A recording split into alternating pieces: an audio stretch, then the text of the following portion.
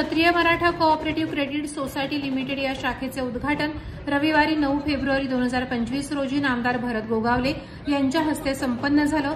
या प्रसंगी विधान परिषदेचे आमदार, मुंबई बँकेचे अध्यक्ष प्रवीण दरेकर, मुंबई हाऊसिंग फेडरेशन अध्यक्ष प्रकाश दरेकर, माजी जिल्हा परिषद सदस्य चंद्रकांत कळंबे, संस्थेचे अध्यक्ष राजेश येरुणकर, भाजपाचे प्रसन्न पालांडे, हिरवळचे किशोर धारिया, माजी नगराध्यक्ष स्नेहल जगताप, भाजपा रायगड जिल्हा चिटणीस बिपिन महामुंडकर, मुंबई बँकेचे सरव्यवस्थापक संदीप सुर्वे, नगराध्यक्ष सोनाली गायकवाड, शिवायचे अध्यक्ष विनोद देशमुख, सुभाष पवार, भाजपा महाड तालुका अध्यक्ष जयवंत दळवी आदी मान्यवर उपस्थित होते।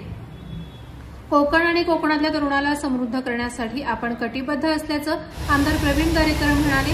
तर जनसामान्यांची सेवा करताना आम्ही राजकारणापलीकडे जाऊन काम करतो, असं रोजगार हमी आणि फलोत्पादन मंत्री भरत गोगावले यांनी मध्य कोकण पतसंस्था पोलादपूर शाखेच्या शुभारंभ प्रसंगी केलं।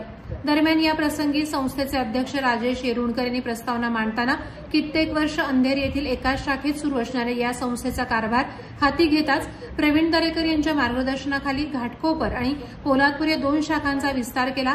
संस्थेचे 5300 सभासद असून 5 कोटींच्या ठेवी आणि 4.5 कोटींचं कर्ज वाटप केलंय। आजच या पोलादपूर शाखेच्या सुरुवातीस 1 कोटीचा ठेवी जमा झाल्यात असं मनोगत व्यक्त केलं। दरम्यान मार्गदर्शन करताना मंत्री भरत गोगावले यांनी उपस्थित स्नेहल जगताप आमच्याकडे सुद्धा येतील असा गौप्यस्फोट केला। प्रवीण दरेकरने आपल्या लोकांसाठी आपलं काहीतरी असावं या उद्देशाने ही संस्था आणली आहे। कर्ज घ्या पण ते वेळेत फेडा, म्हणजे पुढे आणखीन कर्ज मिळेल आणि संस्था अडचणीत येणार नाही। राजकारणाच्या पलीकडे जाऊन काम करणारे आम्ही आहोत। क्षत्रिय मराठा पतसंस्थेला सर्वतोपरी सहकार्य करणार असल्याचं प्रतिपादन देखील नामदार भरत गोगावलेंनी या प्रसंगी केलं। आमदार प्रवीण दरेकर यांनी 1936 स्वातंत्र्यपूर्व काळातील ही संस्था वाढू का शकली नाही, कोकणात सहकार कधी रुजलाच नाही ही खंत आहे। मी संस्थेची पाहणी केली आणि 6 महिन्यात गती देत 3री शाखा सुरू केली। पश्चिम महाराष्ट्राचा विकास केवळ सहकार्याच्या माध्यमातून झालाय। कोकणातल्या या संस्था बळकटीकरण झालं पाहिजे। लग्न शिक्षणासाठी सोनं गहाण ठेवणारे गोरगरीब याच मातीतले आहेत, त्यांना या पतसंस्थेच्या माध्यमातून प्रामाणिकपणे आधार देण्याचा मी प्रयत्न करणार आहे। महिलांच्या प्रकल्पाला आर्थिक मदत देण्यासाठी मी 1 पाऊल पुढे टाकेन, तुम्ही 2 पावलं पुढे या। मुंबईत गिरणी कामगारांना कर्ज उपलब्ध करून दिलं आणि त्यांना घर भाड्याने देण्याची परवानगी मिळवून दिली।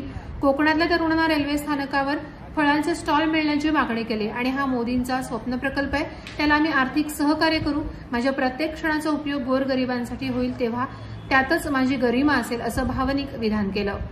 गावाकडे जाणार असेल तर त्या ठिकाणी तो खरेदी करू शकतो आणि त्या स्टॉलच्या माध्यमातून तिथल्या बेरोजगार तरुणाला त्या ठिकाणी काम मिळू शकतं।